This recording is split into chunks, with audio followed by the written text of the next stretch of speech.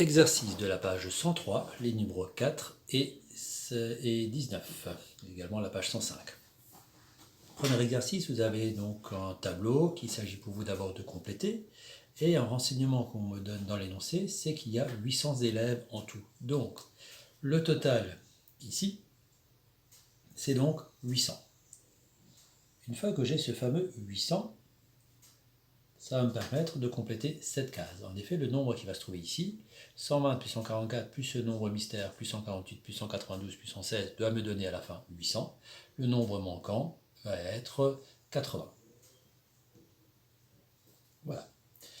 Une fois que j'ai ce fameux 80, je vais pouvoir calculer la fréquence de chacun de ces nombres ici. Donc la fréquence, je vous rappelle ce que c'est la proportion de chacun de ces nombres par rapport à la totalité. Donc 120 par rapport à 800, la fréquence, je pourrais marquer 120 sur 800 sous forme de fraction, et on me le demande sous forme de pourcentage, mais une fréquence peut être aussi demandée sous forme de fraction.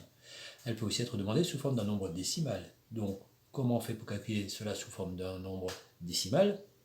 On détermine 120 divisé par 800, combien ça fait? C'est-à-dire la fraction, je la transforme en nombre décimal. 120 divisé par 800, ça me donnerait 0,15. Voilà, donc je pourrais le donner sous cette forme-là. Mais comme on me le demande sous forme de pourcentage, j'ai le choix. Soit j'utilise la formule qu'on avait vue il y a quelques semaines, qui consiste à dire qu'un pourcentage, c'est la petite partie divisée par tout fois 100. Donc ici concrètement, comment ça se calculerait? Je ferai 120 divisé par 800 fois 100 et je trouverai le pourcentage. Et éventuellement, je serai obligé de l'arrondir. Ou alors, si on ne veut pas utiliser cette formule-là, on peut simplement dire que, le total de toutes mes fréquences doit faire 100%. Voilà, donc j'écris 100%. Et je fais le produit en croix. 116 fois 100 divisé par 800. 192 fois 100 divisé par 800. 148 fois 100 divisé par 800. Vous prenez toujours ces valeurs-là, au moins vous êtes sûr de ces valeurs. Et qu'est-ce que vous allez trouver comme cela? Vous allez trouver ici 15%. Ici, vous allez trouver 18%. Alors, je ne calcule pas de tête. Je les avais calculés déjà en amont. Le seul qu'on pourrait calculer facilement de tête, ce serait le 80, parce que 80 par rapport à 800, bien sûr que ça fait 10%. Ici, ça fait 18%. Ici, on est à 24%. Et là, on est à 14,5%. Voilà. Ici, c'est pas 18, c'est 18,5. D'accord, 18,5, c'est plus très lisible, mais c'est 18,5 ici. Voilà. Quand j'additionne tous mes pourcentages, je tombe sur 100%. Là, ça tombe bien parce que je n'ai pas été obligé d'arrondir, mais il se peut que parfois vous soyez obligé d'arrondir. C'est-à-dire, vous serez obligé, par exemple, de dire que quelque chose qui ferait 14,87149, etc., donc vous serez obligé d'arrondir à un chiffre, pas les virgules. Et donc, le total ne fera pas forcément toujours 100%, il fera parfois 99,9 ou bien 100,1%, tout dépend comment vous avez arrondi, si vous avez été obligé d'arrondir par excès ou par défaut. C'est pas dramatique, bien évidemment. Voilà, donc ici, le problème ne se pose pas, je tombe sur 100%. Tom a-t-il raison quand il dit que 60% des élèves déjeunent au moins 3 fois par semaine au restaurant scolaire? Donc en gros, est-ce que ceux qui mangent au moins 3 fois par semaine, donc cela, est-ce que ça représente au moins, est-ce que ça représente 60%? Je vais calculer 18,5 plus 24 plus 14,5, on fait le calcul, et on tombe sur, alors celui-là je ne l'ai pas calculé à l'avance, 3, 33, 33, 57, on trouve 57%. Donc ici on a 57%,